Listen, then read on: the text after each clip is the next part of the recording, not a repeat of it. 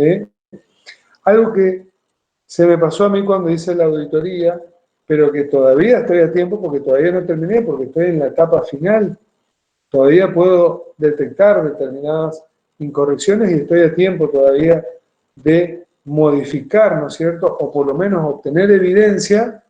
Y fíjense que estoy en la etapa final, miren lo que estoy hablando, estoy en la etapa final, puedo detectar algo, ¿sí? Alguna incorrección, y fíjense que es como que estoy volviendo a la etapa de planificación, planifico determinados procedimientos que los voy a llevar a cabo. Obviamente que planifico rápidamente el procedimiento y lo llevo a cabo en ese mismo momento porque ya no tengo mucho tiempo para llevar a cabo el procedimiento. Generalmente este tipo de procedimientos es realizado por un socio o la persona que va a realizar la firma de los estados contables. Este procedimiento analítico final también puede ser visto como un subproducto, ya que, sobre todo para aquellas empresas pequeñas, ¿sí? O medianas, en la cual no tienen una gran estructura, que esa estructura empresaria realice este tipo de análisis de estado contable, es decir, un análisis patrimonial, económico y financiero. Entonces, es también visto como un subproducto que podemos brindarle nosotros a nuestros clientes, mencionándoles, ¿no es cierto?, este análisis que estamos realizando. Entonces, si nos sirve también para la auditoría, brindémosle también ese subproducto a nuestros clientes. Bien. Vayamos entonces a la carta de gerencia, ¿sí? Tanto hemos hablado de la obtención de la carta de gerencia, de qué era la carta de gerencia. Bueno, recién ahora vamos a ver qué es la carta de gerencia. A lo largo de nuestra auditoría, ¿sí? Nosotros aplicamos mucho lo que son los procedimientos de consulta al cliente, ¿sí? Es decir, realizamos una gran cantidad de preguntas, ¿sí?, que nos han sido devueltas en forma verbal, como por ejemplo, ¿con qué abogados trabajamos? ¿Con qué bancos trabajamos? La cobrabilidad, no existen otros inmuebles, estos son los únicos rodados, las cuentas por cobrar son solamente y son cobrables, estas son las únicas cuentas por pagar, estas son las únicas deudas impositivas, etcétera, etcétera. Entonces, nos sirve a nosotros como evidencia de haber realizado el trabajo, de plasmar todo aquello que se nos ha informado en forma verbal, de dejarlo por escrito, ¿sí? Dejarlo por escrito en una hoja, ¿sí?, para dejar evidencia de que nosotros hemos realizado todos esos procedimientos y cuáles fueron las respuestas que han sido dadas por la empresa.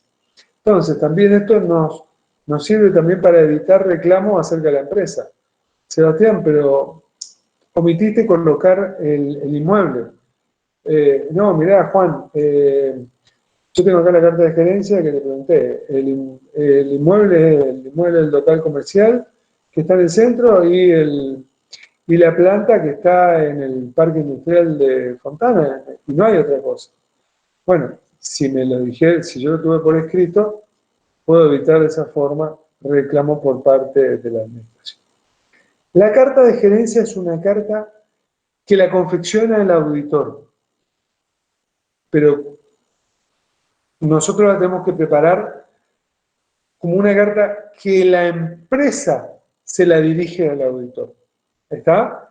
La empresa se la dirige al auditor. Entonces, generalmente, la formalidad va con membrete del cliente, ¿sí? Entonces, es una hoja que se imprime con el membrete del cliente. Es decir, supongamos que estamos auditando una determinada firma, Pirulín, Sociedad Anónima, ¿sí? Contiene todas las declaraciones orales más importantes que nosotros le fuimos realizando a nuestro cliente. Todo esto que yo les mencionaba, para que quede evidencia de todo lo que nosotros fuimos realizando. La tenemos que fechar con la misma fecha del informe, ¿sí? Si nosotros vamos a fechar nuestro informe el 15 de enero, pues nuestra carta de gerencia tendrá que tener 15 de enero. y tiene que ser firmada por la máxima autoridad de la administración o la misma persona que firma los estados contables. ¿Sí? Entonces, fíjense que esta carta de gerencia es otra de las evidencias más que obtiene el auditor, en la cual va a quedar plasmado, ¿sí? Va a quedar plasmada todo lo que la empresa o personal del ente, ¿no es cierto?, nos fue mencionando a lo largo del ente, a lo largo de la realización de nuestra auditoría. Bien, entonces, la confecciona el auditor, ¿sí? Porque obviamente nosotros como auditores sabemos toda la evidencia que fuimos obteniendo en forma verbal, forma verbal. Recuerden que uno de los procedimientos era la consulta al cliente, ¿sí? Entonces, acá van a quedar plasmadas todas esas respuestas. Entonces, nosotros la elaboramos, pero el que la termina de imprimir, bueno, también la podemos imprimir nosotros, ¿cierto? Si tenemos la posibilidad de que la empresa nos dé una hoja con el membrete, ¿no es cierto? Pero el que la firma es el cliente y está destinada al auditor. ¿Entienden? O sea, yo entiendo que parezca medio loco, pero es una carta que está dirigida a nosotros, que nosotros mismos la elaboramos, pero que la dirige la empresa, la dirección de la empresa, al auditor, confirmándole todas las cosas que le dijo en forma oral a lo largo de la auditoría. ¿Queda claro o no? Y este es uno de los procedimientos también de la auditoría, que es la obtención de carta de gerencia, que generalmente, obviamente, la vamos a obtener al final. Fíjense que yo recién les dije que la fecha de la carta de gerencia debe ser la misma fecha del informe del auditor. ¿Dudas hasta acá con relación a la carta de gerencia? ¿No? ¿Quién la confecciona? ¿Quién es el responsable? Bien. Otro de los procedimientos de las tareas finales es la revisión de la exposición de los estados contables. Es decir, recién acá, cuando estemos finalizando, nosotros vamos a tener un juego de estados contables, ¿sí? Y recién ahí vamos a poder aplicar procedimientos para verificar si estos estados contables cumplen con los requisitos legales y profesionales de exposición, ¿sí? Si los mismos concuerdan con los registros contables, es decir, surgen de la contabilidad que nosotros estuvimos auditando. Si los hechos posteriores, ¿sí?, han sido expuestos correctamente o no, ¿sí?, esos hechos posteriores que nosotros analizamos anteriormente. Y si la información que está incluida en los mismos puede ser interpretada correctamente por cualquiera de los usuarios de los estados contables. Entonces, una de las últimas tareas que vamos a tener es la revisión de la exposición de los estados contables. ¿Estamos? ¿Sí? Pero es así que lo vamos a realizar ya casi al final, porque recién ahí vamos a tener un juego de estados contables final, para ver si cumple los requisitos de exposición de la información contable o no, si los mismos surgen o no de la contabilidad que nosotros estuvimos auditando. ¿Sí? Tenemos que ver a ver si eso proviene de ahí. Y si se expone correctamente, tal como lo establecen las normas contables. Bien. Fíjense que recién acá nosotros estamos llegando a formarnos la opinión. ¿Sí? Recién acá nosotros estamos formándonos la opinión. Encima, para cada trabajo que fuimos realizando, es decir, para cada procedimiento, recuerden ustedes que nosotros expresábamos la conclusión, ¿sí? La formación de la opinión final es la sumatoria de las conclusiones de cada uno de los procedimientos que están reflejados en cada uno de los papeles de trabajo que fuimos obteniendo a lo largo de nuestra auditoría. ¿Sí? Entonces, acá estamos en condiciones, prácticamente tenemos casi todos los papeles de trabajo, o vamos formándonos a medida que vamos analizando los papeles de trabajo, vamos viendo para cada trabajo realizado, para cada procedimiento, si pudieron satisfacer o no los objetivos que nos propusimos en esa etapa de planificación. Y recién ahí, la sumatoria de todo eso será la base para la emisión del informe, es decir, será la base para que nosotros nos formemos, ¿sí?, nuestra opinión. Y recién ahí, cuando nosotros nos formemos la opinión en su conjunto de este juego de estados contables, podamos emitir nuestro informe, ¿sí? Es decir, nuestra opinión va a quedar incluida dentro del informe de auditoría, ¿sí? Que luego vamos a ver los distintos tipos de opiniones, ¿sí? Incluso hasta nos podemos abstener de emitir una opinión. Pero luego vamos a ver los distintos tipos de opiniones que puede dar el auditor, que puede quedar plasmado en su informe del auditor. Pero sepamos que recién, acá al final, nosotros nos estamos formando la opinión de los estados contables en su conjunto. Carta con recomendaciones. ¿Sí? Es decir, si bien la carta con recomendaciones ya no tiene, no tiene, no tiene una relación directa con el informe del auditor y es un subproducto de nuestro trabajo, y tiene que ser visto como un trabajo adicional que nosotros le estamos brindando, en el cual nosotros ya realizamos, ¿no es cierto?, las tareas, no es que hacemos una tarea adicional. ¿Por qué digo que ya realizamos la tarea? Porque nosotros ya analizamos el sistema de control interno del ente. Entonces, en nuestra carta de recomendación vamos a incluir todas las deficiencias que detectamos de ese sistema de control interno del ente y cómo las mismas afectan a los estados contables, ¿sí? Vamos a ver, vamos a hacerle conocer también al ente cuál es la ventaja que tiene de si modifican la forma de trabajar, ¿sí?, de si esas deficiencias son modificadas y se aplican determinados controles, y ahí ya seguramente va a pasar a formar probablemente un control clave, ¿sí? Y que nos va a servir a nosotros para auditorías siguientes, sucesivas. ¿Por qué?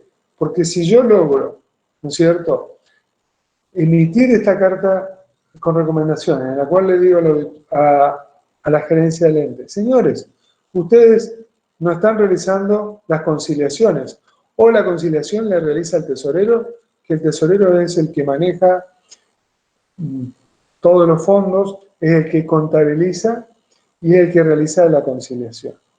Entonces, y no tiene el control de ninguna persona ajena.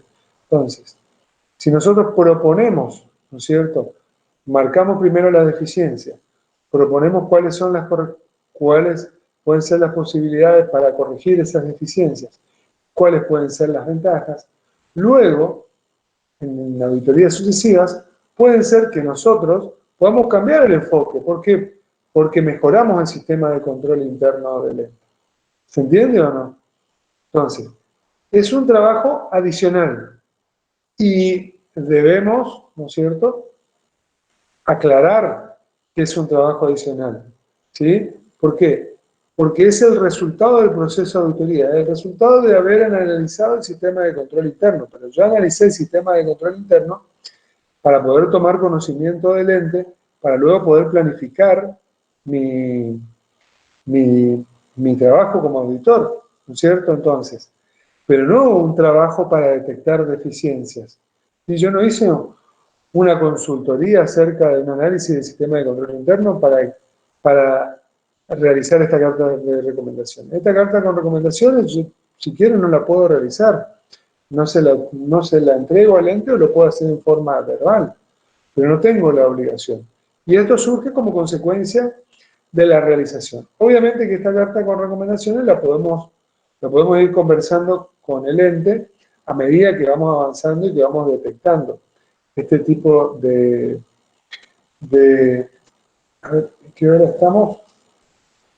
Sí, tenemos tiempo. La podemos ir comentando para que lo puedan ir modificando a medida que nosotros vamos avanzando con nuestra auditoría.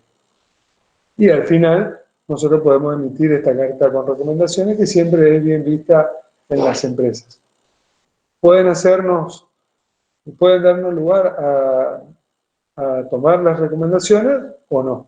Pero bueno, por lo menos nosotros cumplimos. Otros procedimientos que podemos realizar en esta etapa es el análisis de otros informes, sobre todo cuando tenemos una sindicatura, ver qué dicen los síndicos con respecto al análisis que ellos hayan realizado, el resumen de los posibles ajustes y su propuesta y la discusión con la gerencia del ente. Porque a ver, yo tengo que hacer un resumen de todos los ajustes que voy a proponer al ente, ¿sí? Y lo tengo que discutir con el ente para ver cómo si lo van a registrar o no. ¿Por qué? Porque ustedes no piensen que van a proponer ajustes y el ente va a querer registrar todos los ajustes que ustedes quieran proponer. Muchas veces, o algunas veces, puede ocurrir que el ente no quiera no quiera reconocer determinados ajustes, no por un capricho, sino porque ellos seguramente tendrán sus justificaciones, ¿no es cierto? Entonces, habrá que ver cuáles son las justificaciones del ente, si son razonables o no. Nosotros, obviamente, cuando yo voy a discutir los ajustes con el gerente, tengo que llevar los papeles de trabajo y tengo que justificar el por qué estoy proponiendo tales ajustes. Ustedes no se olviden que si nosotros estamos en una empresa que estamos proponiendo determinados ajustes, prácticamente podemos estar cambiando el resultado del ejercicio en algunos momentos o afectando algunos indicadores que no sean lo conveniente para el gerente financiero. Entonces, seguramente nos van a pedir las evidencias por las cuales nosotros estamos proponiendo esos asientos de ajuste y van a querer que estén muy bien justificados. Entonces, mi recomendación es que el momento en que nosotros vayamos a discutir los asientos de ajuste, vayamos con las evidencias suficientes y que estemos seguros y que hayamos doblemente chequeados que correspondan registrar esos ajustes. Y luego, una vez que los mismos fueron aceptados por parte de nuestros clientes, que los mismos se hayan contabilizado correctamente. Es decir, podemos obtener un balance de saldo y podemos verificar que los mismos se han registrado correctamente. Bien. Una pregunta con respecto a eso, ¿Sí? a los ajustes. Uno ve deficiencia, por ejemplo, el tesorero es el que hace el asiento, el que autoriza los pagos, el que hace todo, ¿no es cierto? Y pues, yo contador, veo eso y no me cierra porque hay conflicto de intereses. Cuando le presento eso a la gerencia me dice, yo confío plenamente en él y además no tenemos otro administrativo porque es una pyme y por una cuestión de costo es esto. En Bien. ese caso, yo contador, ¿qué tengo que hacer? Bien, está bien. Muy buena tu pregunta. ¿Por qué? Porque tenemos que identificar lo que son asientos de ajustes, ¿sí? De deficiencias del sistema de control interno. ¿Está? A ver, vos tenés una deficiencia en el sistema de control interno tal como lo mencionaste, ¿no es cierto? Entonces, seguramente tu auditoría, ¿sí? Vos no tuviste un enfoque de cumplimiento, sino que fuiste un enfoque sustantivo con relación a la conciliación. Nosotros como auditores, y ya lo dejamos plasmado en la carta, en el convenio de auditoría, nosotros no venimos a detectar errores o irregularidades. ¿Sí? Nosotros venimos a hacer una auditoría de los estados contables en su conjunto. Que del análisis podamos detectar errores o irregularidades es otra cosa. ¿Estamos? ¿Sí? Entonces, yo acá detecté que el tesorero es el que realiza un montón de cosas que no hay un control cruzado, etcétera, etcétera. Ahora bien, eso va contra todas las normas de control interno. Estoy totalmente de acuerdo con vos. ¿Sí? Pero, nosotros realizamos procedimientos de auditoría y de la realización de los procedimientos de auditoría nos saltan ajustes contables. A esos ajustes es lo que se refieren otros procedimientos, estos procedimientos finales. Por ejemplo, si nosotros veíamos que estaba hecha la conciliación y que no estaban registrados los gastos bancarios de todo el ejercicio, yo, a la finalización de la... voy a llevar los posibles ajustes y seguramente voy a proponer que se registren los gastos bancarios. ¿Sí? ¿Se entiende o no? Es decir, por un lado está la recomendación que yo le digo, a decirle, che, ojo porque tu tesorero es el que tiene todas las claves bancarias, que realiza los pagos, el que emite los cheques, prácticamente firma los cheques en algunos casos, realiza las registraciones, realiza los cobros, realiza la conciliación. Es decir, existe la probabilidad o existe la posibilidad de que exista algún problema porque no existan controles cruzados, ¿sí? Pero eso es un problema de control interno. Ahora, los ajustes, estos ajustes estos ajustes que estamos hablando acá, se refieren a los ajustes contables que surgen de la realización de los procedimientos de auditoría. Como consecuencia de haber, por ejemplo, analizado las conciliaciones que realizaba, detectamos que esta persona no registraba los gastos bancarios y resulta ser que los gastos bancarios y los intereses bancarios del ejercicio suman 100.000 pesos, ¿sí? Sobre un resultado del ejercicio de 500.000. Con lo cual, nosotros proponemos que se ajusten tales conceptos, ¿no es cierto? Entonces, a esos ajustes es lo que yo me estoy refiriendo, más que referido a ajustes en la estructura de control interno.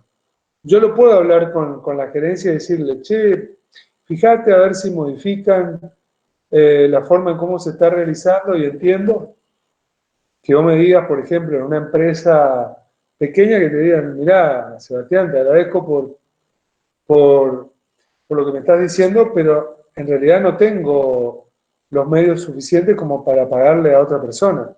Con lo cual, todo muy lindo, pero el empresario no puede poner otra persona para que realice el control. Por lo tanto, nosotros continuaremos dándole un enfoque sustantivo a nuestra auditoría en la auditoría del año siguiente.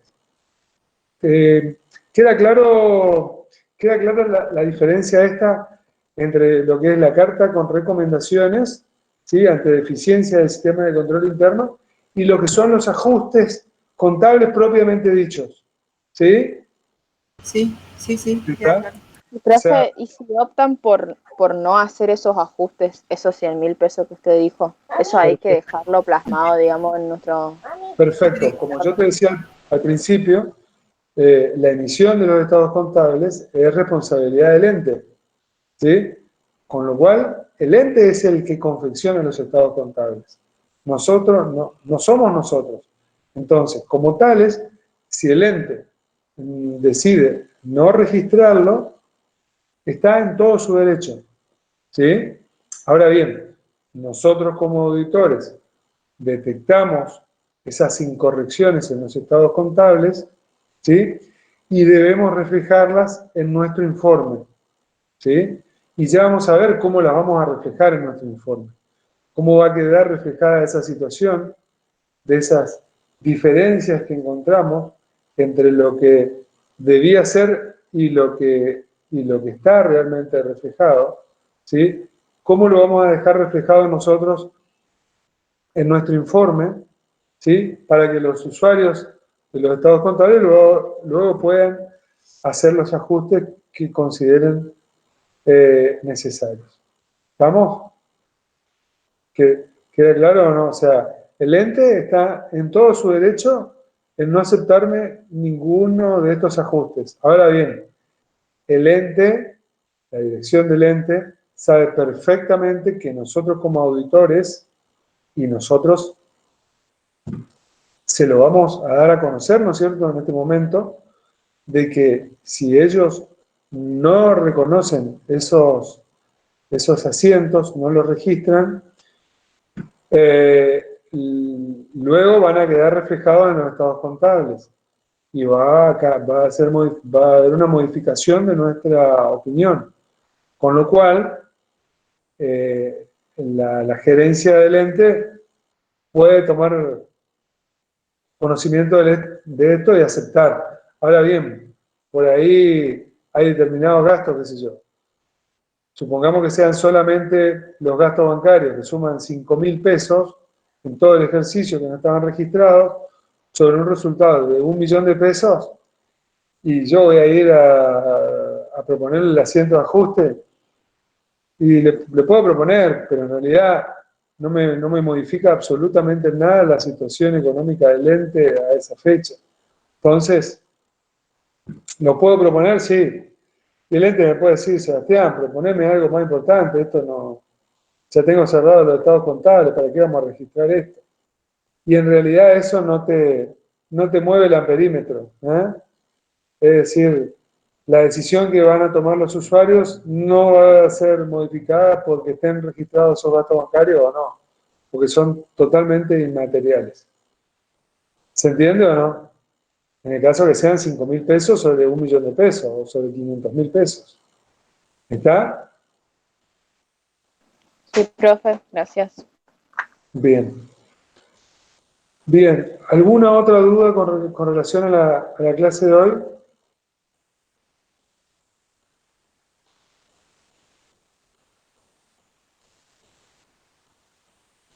¿Esto quedó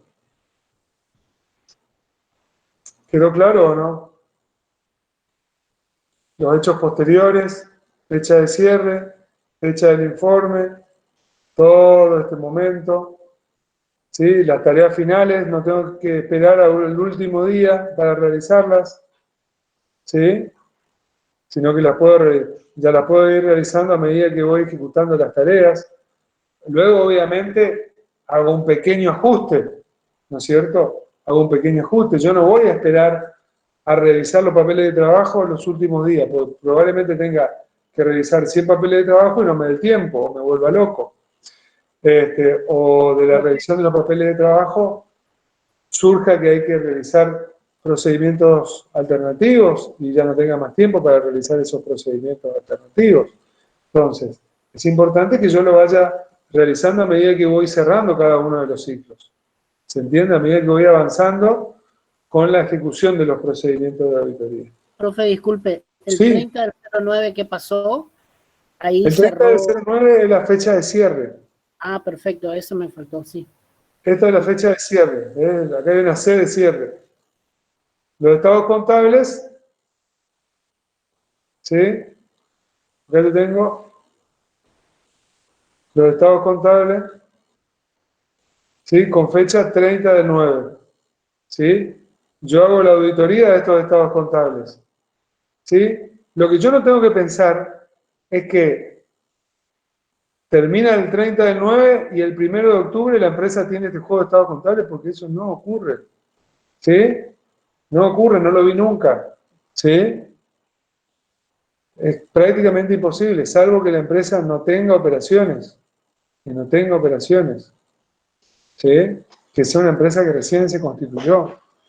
Pero si es una empresa que tiene un sinnúmero de operaciones, es imposible, porque todavía, 1 de octubre todavía no recibió todas las facturas, no realizaron las conciliaciones, además hay que hacer un montón de trabajos para conciliar las cuentas de los proveedores, de los clientes, nosotros tenemos que planificar, tenemos que llevar a cabo nuestras tareas como auditores, etcétera, etcétera. Es decir, existe un plazo, ¿no es cierto?, con posterioridad al cierre y hasta la fecha del informe.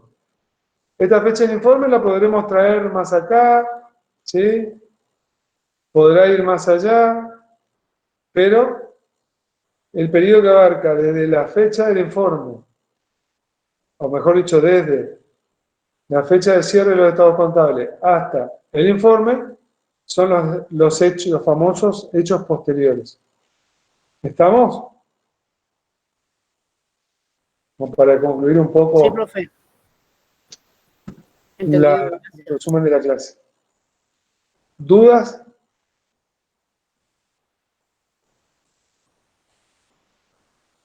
A ver acá en el chat.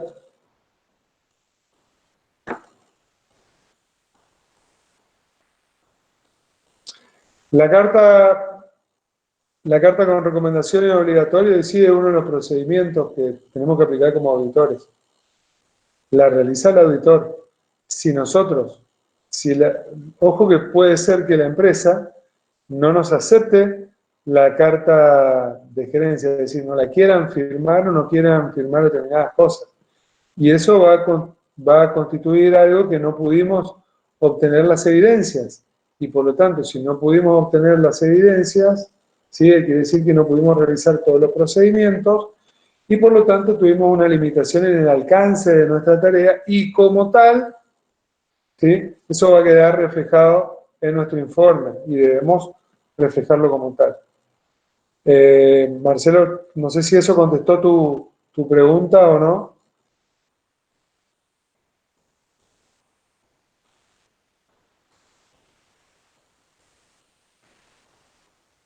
¿Sí? Bien, perfecto. Bueno, si no tienen otras consultas, damos por finalizada la clase de hoy. Le agradezco mucho la participación. Y bueno, por favor no se pierdan las próximas clases que vamos a comenzar a ver el informe del auditor. ¿Sí? Bueno chicos, muchas gracias por todo. Vayan a clases de práctica. Adiós. Hasta luego, gracias. Chao, profe, gracias. Hasta luego.